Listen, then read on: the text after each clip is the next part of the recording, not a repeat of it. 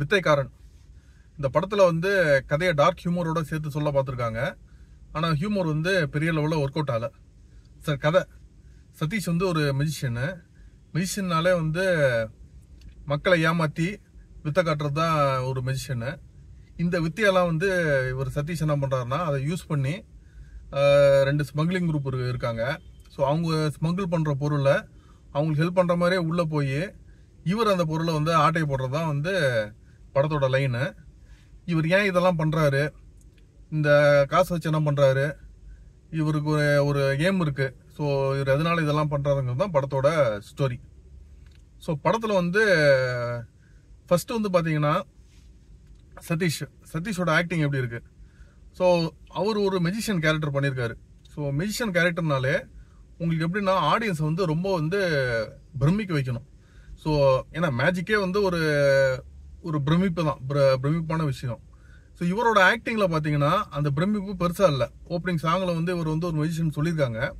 But இவர் என்னன்னா சும்மா ஜஸ்ட் ஒரு கை இப்படி பண்ணுறாரு, இதை வச்சு ஒரு மெஜிஷியன் சொல்கிறாங்க. ஒரு ஜஸ்ட் கோட்டை போட்டு தொப்பி போட்ட மெஜிஷியன், அது வந்து நம்மளால் வந்து ஏற்றுக்க முடியல. ஸோ அந்த ஒரு பிரம்மாண்டத்தை, அந்த ஒரு பிரம்மாண்டம் ரொம்ப செலவு பண்ணி கூட காமிக்கணும் அவசியம் இல்லை. ஒரு சின்ன விஷயத்தில் கூட நீங்கள் அந்த நார்மலாக ஒரு மெஜிஷியன் பண்ணக்கூடிய ஒரு சின்ன மேஜிக்லேயே நம்மளுக்கு வந்து ஒரு பிரமிப்பு இருக்கும். அந்த பிரமிப்பு வந்து இந்த படத்தில் வந்து காட்ட தவறிட்டாங்க. அதுக்கப்புறம் பார்த்தீங்கன்னா இவர் ஒரு நார்மல் கேரக்டராக தான் படத்தில் ட்ராவல் பண்ணுறாரு. ஒரு டோட்டலாக பார்த்தீங்கன்னா ஒரு மெஜிஷியனுக்கான ஒரு டிஃப்ரெண்ட்டான ஒரு கெத்துங்கிறது இந்த படத்தில் வந்து மிஸ் ஆகுது. ஸோ அந்த ஒரு விஷயம் அவர் கொஞ்சம் பெட்டராக பண்ணியிருந்தாருன்னா நல்லா இருந்திருக்கும்.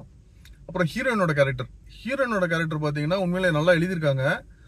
அதே மாதிரி பர்ஃபார்மன்ஸும் ரொம்ப பக்காவாக பண்ணியிருக்காங்க. ரொம்ப ஓவர் டூ பண்ணாமல் ஒரு செட்டிலான ஒரு பர்ஃபார்மன்ஸு. உண்மையிலேயே வந்து ரொம்ப நல்லா நடிச்சிருக்காங்க. படம் த்ரூ அவுட்டாக வந்து அவங்க ட்ராவல் பண்ணுறாங்க. அவங்க நிறைய விஷயத்தில் அங்கங்கே போகிறாங்க. அந்த விஷயத்துக்கு ஏற்றாப்புல கரெக்டாக ரியாக்ஷன்ஸ் கரெக்டாக பண்ணியிருக்காங்க. அப்புறம் படத்தில் வந்து ரொம்ப ஒரு மெயின் திங் என்னன்னா, ஒரு கதை வந்து ஓரளவுக்கு டீசெண்டாக தான் இருக்குது. பட் கதைக்குள்ளே வந்து ஒரு டார்க் ஹியூமர் வைக்கிறேன்னு சொல்லிட்டு ஒவ்வொரு சீனுக்கு நடுவில் வந்து நிறைய எக்ஸ்ட்ரா ஷார்ட்ஸ் வச்சுருக்காங்க. உதாரணத்துக்கு வந்து ஆனந்தராஜ் வந்து அவர் சீரியஸாக ஒரு விஷயம் பண்ணுறாருன்னா அவர் கூட இருக்க அல்லகைங்கெல்லாம் கொஞ்சம் காமெடி பண்ணுறாங்க. ஸோ அது வந்து அகைன் டார்க் ஹியூமர், சீரியஸாக பண்ணுறாங்க, பட் அது நம்மளுக்கு காமெடியாக இருக்கணும். இது பண்ணும்போது என்ன ஆகுதுன்னா இவங்க பண்ணக்கூடிய அந்த ரியாக்ஷன்ஸுக்கெல்லாம் கொஞ்சம் அடிஷ்னல் ஷார்ட்ஸ் வைக்கிறாங்க.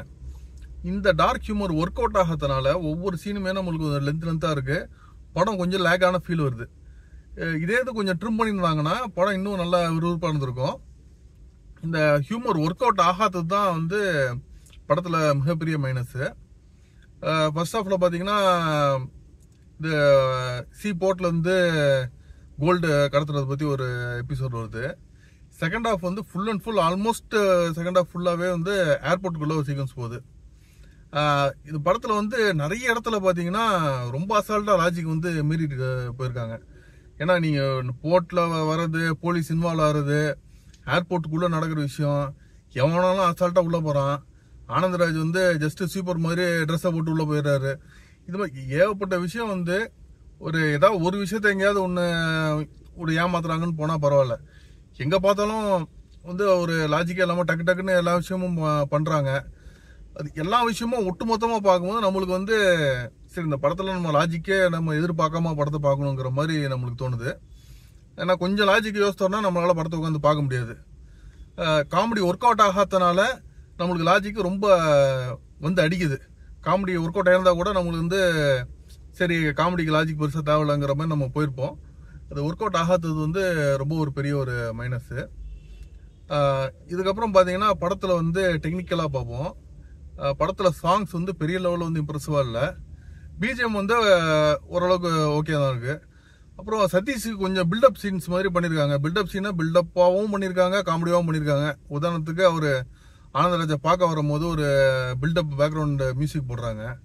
ஸோ ஆனந்தராஜ் கூட இருக்கிறவர் வந்து பக்கத்தில் ஒரு ஸ்பீக்கர் வச்சுட்டு பிஜிஎம் ஆஃப் பண்ணிட்டா அப்படிங்கிறாரு. ஆஃப் பண்ணி பார்த்த உடனே என்ன ஸ்லோ மோஷனில் வரான், நார்மலாக நடக்கவே அப்படின்னு சொல்கிறாரு. நார்மலாக நடந்த உடனே இது வந்து பார்க்க ரொம்ப கன்றாவே இருக்க விட்றா வரா பாவம் பிஜிஎம் ஆன் பண்ணிட்டு ஸ்லோ மோஷனில் போடுறா அப்படிங்கிறாரு. திரும்ப அந்த ஸ்லோவாக அந்த ஒரு ஹீரோ பில்டப் மாதிரி வராரு. ஸோ இதில் வந்து இதை சீரியஸாக எடுத்தாங்களா இல்லை காமெடி எடுத்தாங்களாங்கிறது ஆடியன்ஸுக்கு தெரியாத அளவுக்கு இந்த படத்தை எடுத்திருந்தாங்க. ஏன்னா இது வந்து இப்போ நான் சொல்லும் போது நீங்க காமெடின்னு நினைப்பீங்க. இந்த காமெடிக்கு நடுவில் வந்து அந்த பீஜம் போட்டு நடந்து வர ஷார்ட்ஸை வந்து ஒரு 2 செகண்ட் 4 செகண்ட் காமிச்சிருந்தீங்கன்னா இது வந்து காமெடி சீனாக இருந்திருக்கும். பட் அதை வந்து லென்த்தாக போட்டுட்டு நீங்கள் என்ன பண்ணுறீங்க, ஒரு 10 செகண்ட் 15 செகண்ட் மாதிரி லென்த்தாக போட்டுட்டு நடுவில் இந்த காமெடி இன்சர்ட் பண்ணி இதை சீரியஸ் சீனாவும் இல்லாமல் காமெடி சீனாவும் இல்லாமல் 2 கட்டமாக சீன் மாதிரி இது வந்து ஆயிடுது. இந்த படத்தோட மெயின் டிராபேக் வந்து இந்த மாதிரி 2 கட்ட சீன்ஸ் ஏகப்பட்டது இருக்கு. பட் படத்தில் மிகப்பெரிய ப்ளஸ் வந்து இந்த படத்தில் ஒரு கதையை நம்பி போயிருக்காங்க. ஏதோ ஒரு கதை இருக்கு, நிறைய ட்விஸ்ட் அண்ட் டர்ன்ஸ் இருக்குது. இந்த கதை இருக்கனால தான் படம் கொஞ்சமாவது நம்மளுக்கு வந்து நெக்ஸ்ட் லெவலில் மூவ் ஆகி போகுது. இவந்தோ இந்த மாதிரி கொஞ்சம் நிறைய லேக் மீனிங்லெஸ்ஸாக இருந்தால் கூட நம்மளுக்கு நெக்ஸ்ட் லெவல் அடுத்து என்னங்கிற ஒரு விஷயம் போகிறதுனால படம் வந்து ரொம்ப மோசமாக இல்லை, அதே டைம் ரொம்பவும் ரசிக்கிற மாதிரி இல்லை, ஒரு ஆவரேஜான ஒரு படம்னு வச்சுக்கோங்களேன். அதுக்கப்புறம் கேமரா சைடு பார்த்தீங்கன்னா இவர் ஹாஸ்பிட்டலில் தலையில் அடிபட்டு ஒரு பேஷண்டாக இருப்பார். ஸோ அந்த ஒரு பர்டிகுலர் போர்ஷன் வந்து கேமரா குவாலிட்டி மற்ற படத்துக்கும் அதுக்கும் ரொம்ப ஒரு டிஃப்ரென்ஸ் இருந்தது. ரொம்ப டக்குன்னு இது டல்லான மாதிரி இருந்துச்சு. பட் ஓவராலாக அதர்வைஸ் படத்தோட குவாலிட்டியெல்லாம் ஸ்டாண்டர்ட் குவாலிட்டி தான், டீசெண்டாக இருந்துச்சு. மற்றபடி எடிட்டிங் அந்த மாதிரி விஷயங்கள் எல்லாமே ஓகே தான்.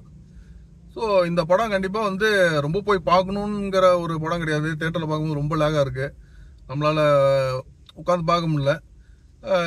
இந்த படம் உண்மையிலே கொஞ்சம் ஒரு ஏமாற்றம் தான். பட் இருந்தாலும் அது பார்க்காதீங்கன்னு சொல்ல முடியாது, ஏன்னா ரொம்பவும் மோசம் இல்லை.